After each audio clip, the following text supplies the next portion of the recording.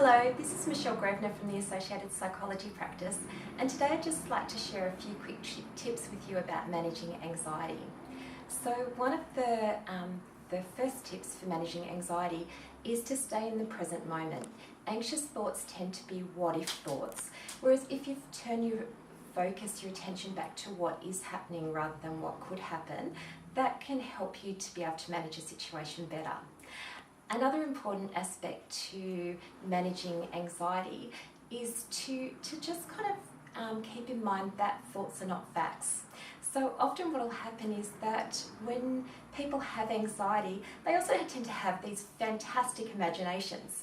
And so when something happens in their life, they're able to imagine worst case scenarios. For example, you might get called into your boss's office to have a meeting, and someone with anxiety might tend to assume that that meeting's going to lead to them losing their job, and then imagine a whole series of worst case scenarios, such as them not being able to afford to keep their house, living on the streets, losing their family.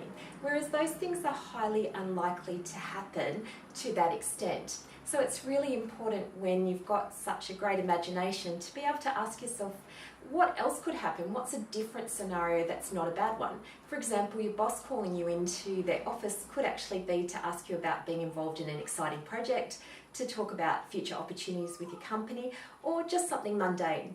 The other tip for managing anxiety is that when you find yourself going through those worst case scenarios, is to remember that in our imagination we tend to forget that in real life we actually have, in most cases, some really good coping strategies, resources, skills and support that can help us to cope when bad things happen.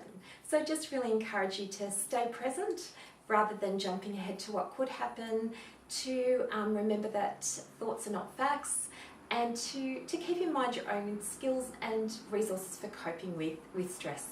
Thanks for tuning in today, and if you think that you'd find it helpful to speak to a psychologist, please feel free to book an appointment online with one of our experienced and skilled team members at the Associated Psychology Practice.